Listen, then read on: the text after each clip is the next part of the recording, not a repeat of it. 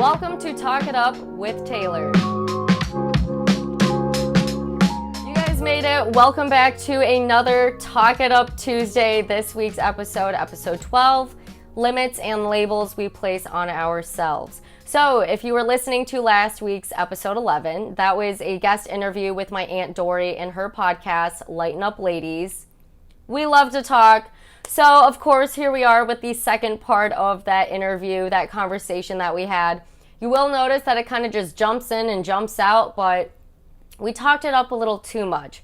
So I did have to find a place to start and stop the recording. But hey, I think this is a great crash course for anyone who is just getting into Talk It Up and you're like, what the heck is this podcast all about? I would say that 10-minute interview conversation you're going to be listening to shortly here is a perfect crash course on that.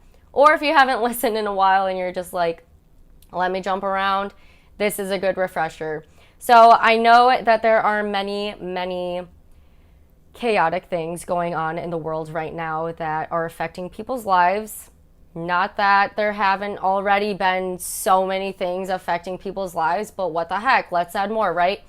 So although we do not talk about these certain things, and I won't bring them up because of certain reasons we don't want to get into or we can't get into. However, we talk about the work-life balance, we get into more perspectives. A lot of the conversations we've had already, like labels, obviously it's in the title. But when you place labels on yourselves, you're placing these restrictions and not allowing yourself to grow as a person, gaining those perspectives. The other thing we talk about are the patterns in how your work life environment and your personal life environment can start to crisscross into each other if you are or aren't careful enough. So here's episode 12. I hope you enjoy. Sometimes like people come from different upbringings, and so the way they see the world is going to be different. It's like playing telephone, right? You always at the end because people hear it differently. We played it as kids, but we don't get it. Like the lesson of that is we all come in and hear things and say things and get the different messages. So if you're working with somebody who has a completely different perspective and set of rules and whatever, but then you realize the way they communicate and you're like, oh, okay, so when this happens, this is how you're reacting because this is how you see it, but it's not how I see it. But now that I understand, I can deal with it. Like I'll work around it, or I'll couch it in a way that makes sense in the way you think. It's like a different language, right? Which each person. That reminds me of tying in relationships with work again. It reminds me of, the 5 different love languages. Yes. Are you Yeah. a person with words of affirmation? Do you like the physical touch? Like, do you like the little gifts? Like, you have to understand because, I might be giving you gifts and gifts and gifts, and you're like, well, Taylor doesn't love me because she's not, telling me Exactly. she loves me. Instead, she's giving me gifts. What's like, but that's the way, I show it. That's a lot of it, because I think families all have a culture and a way of like thinking about things, the lens that they use to look at things. And then you end up getting freed into the world, and all these different languages, that's how I think of it too, are there. And you're like, no, that's not right. Yeah, I've always done it that way. No, but that means you're being mean. No, this is me showing you I care. Like tough love versus love, kind love, whatever it is. And so if you don't think about it that way, you're going to be constantly not fitting in or misreading. And that's unfortunate because sometimes people have the best of intentions and do something that's really effed up. And you won't know. You're just going to label that person. I also think labeling yourself is really scary too, because then you boxed yourself in. I'm only a salesperson. No, I'm an engineer because that's where I went to school. And just because you're something doesn't mean you're meant to do it, right? It's like, I'm good, I don't know, admin work, and I don't love it. I mean, it's not something I think I was meant to do forever. We're seeing a lot of people find different things they're interested. We're seeing that a lot of people do have different behaviors, perspectives, and that changes the different ways that they do learn. It's like, I think the difference when someone was like, oh, a fish is dumb because it can't climb a tree. And it's like, well, yeah, no crap. Like a fish can't climb a tree. Now it's going to think it's dumb its whole life when it was never meant to climb a tree. Exactly. That's a problematic fish if it wants. Yeah, it's like a problem, right? It's not just like it's a default, but it's like, that's like, yeah, you weren't meant to do that. So yeah, I mean, and it's like, I think especially in your generation, there are so many things that are changing, so many rules that are obsolete, like the education system, I think we talked about it. There's so much pressure. This is the time to kind of try a lot of different things. I think it's healthy to try a lot of different things, because then when you do the thing you like, it's from a place of like really knowing and appreciating. You don't, I think when you have a contrast of something that isn't a fit versus a good fit, you appreciate that more. Like going back to a relationship, this person has a bunch of qualities I know I wanted, but since I've gone through all this other stuff, I understand how rare it is, and I so appreciate it. You know, that kind of thing. Mhm. Work too, right? If you don't know any better, then you don't even know how good or bad you have it. So yeah, I feel like it's like evolve. I'm not one thing labeled and then I'm supposed to act that way forever. People act the way they're labeled, and then when you're around that enough, you begin to just act that way. Like you said, right? You start only thinking, living, and breathing and talking about that. Just try on a bunch of different things, because one's going to feel better than the other, and you start losing yourself. Even in relationships, right? If he likes to do certain things, you're like, okay, I'll do it too, but I don't like it. But then it becomes a regular thing. It's like, that's what I do. It's not who I am or what I like. Yeah. But by default, that's kind of what it is. Like in the school system, I know like you were never like, they were like, no, don't ask the what if questions, because if it's what if, then it's not going to happen. No, but like when I said earlier, you know, you're in the now, you're in the moment, or you're the future, you're in the imagination. I think a Bob Proctor video or something I was watching, depending on how you look at the future and past, really it's imagination. The what if you can think it, you can create it, because it's somewhere. The energy, right? You can't create or destroy it. So if you thought of it somewhere out there, it could happen. So it's like more of like a when it'll happen, or I guess an if, but still. And then like the past is the memories. So you're really not even thinking about the past. It's just like memories playing in your head. Like you said, it's just like yeah, it keeps you stuck. And it's like, why do you want to keep getting stuck in the same loop over and over again? And you recreate it. That's the other thing I think is interesting. Like if you look at your ecosystem, this but a lot of times you recreate whatever role you had in your family in your work environment, because it's what's comfortable. So whether or not you have like willing players, you've typecasted them in that role. And then who's going to play the role of my sister? Who's going to play, you know, you do stuff like that, or whatever you ended up growing up with, because you know, and it's comfortable. And it's like you start setting up shop, like you go in an apartment and you set up the place. So yeah, that's something else I think is interesting. And if it's not in your work environment, it's just something that you want to see patterns. Oh, that person's kind of like my dad who did this and did this in a certain way, good, bad, whatever.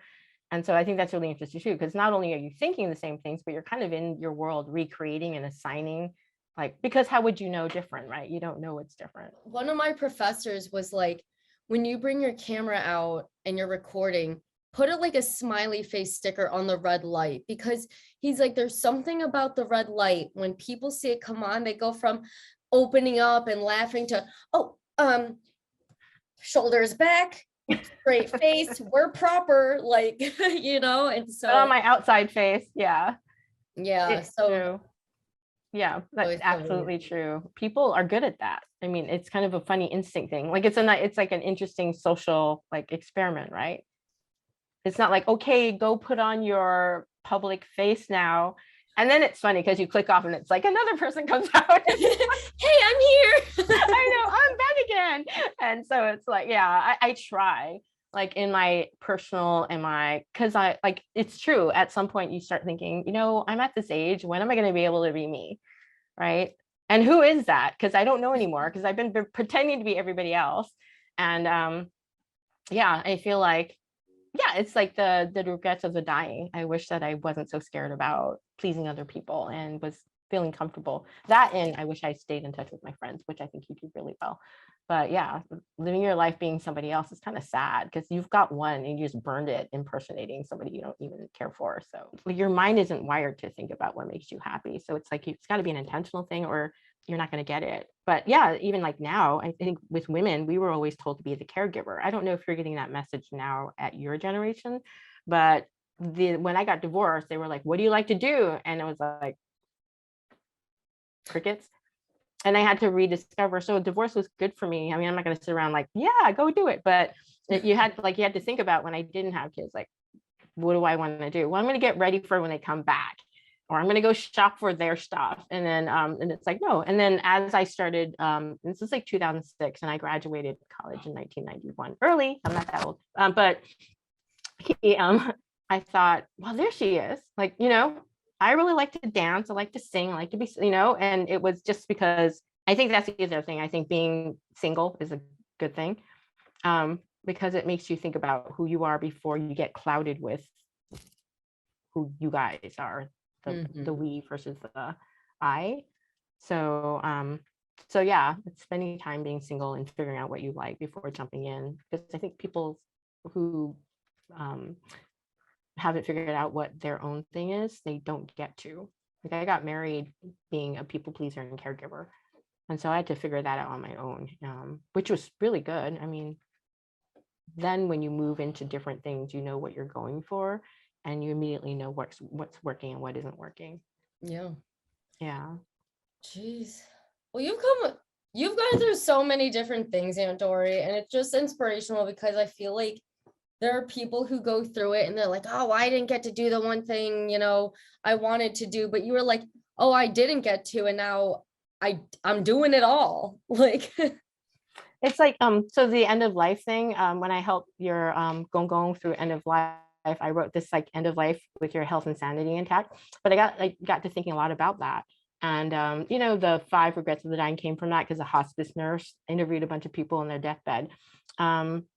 But I feel like, I love this quote: most of us go through life tiptoeing until death. Or, it's like, why would you do that? Right? Because you only have one. If you have an expiration date, but people don't want to think about it. So it's like, I don't want to have a regret. Like, I want to go feeling like, okay, I'm done. I did it. I'm happy, versus like leaving something on the table. And I've seen like, Gong pass. He was 90 something. He was kind of like, I'm done. I gotta go. His 80th birthday, I said, what's your birthday wish? Mind you, he died at 93. I just want to die. Why? Getting up to pee is a big decision, and it's exhausting. So it's just like, I want to go. I'm like, all right, fair enough. So he did everything he wanted. So he just stayed around for Waipo. So there, you have a nugget there to think about. I don't know if you care, but yeah, you don't want to, like they say, just leave the world empty, right? We do have this one life to live in. I know that was a lot of moving parts in a short amount of time, but if you still want to listen to my Aunt Dory, you can go to her podcast, Lighten Up Ladies. You can find that on both Spotify and Apple Podcasts. I know she's moving to other platforms as well, so you're going to have to check up on that. Anyways, as for Talk It Up, we now have Talk It Up 1 through 6 on Spotify and Apple Podcasts. I know this is episode 12, so give me some time, because we did have trouble getting the audio file uploaded, because episode 4 is when we do switch over to the video portion.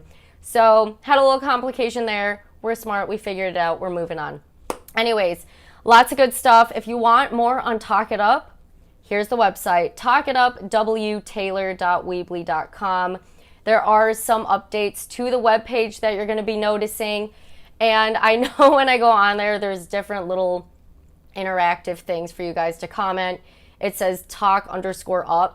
Talk what up? What do you guys want me to talk up? Let me know. Anyways, so next week's episode, let me scratch that. In 2 weeks, we're not going to have an episode next week. I know we do this, but I always like to prepare for those big episodes and guest interviews, because I think those are a lot more fun. Anyway, there's going to be a certain Go Green character that we will be talking about with my several guests that I am having on, and I am super excited, because yes, even though we continue on with the perspectives conversation, the interesting thing about perspectives is that there are so many different sides, so you got to learn it all. Anyway, stay tuned with Talk It Up with Taylor. Again, you can go to the website for any updates on there. I try to do my best with that. If there's any delays or anything, any updates, there you go, under the updates page, obviously. Anyways, have a great week. Whatever hardships you're going through, I hope that you power through, because you do have this one life, so live it. Have a great one.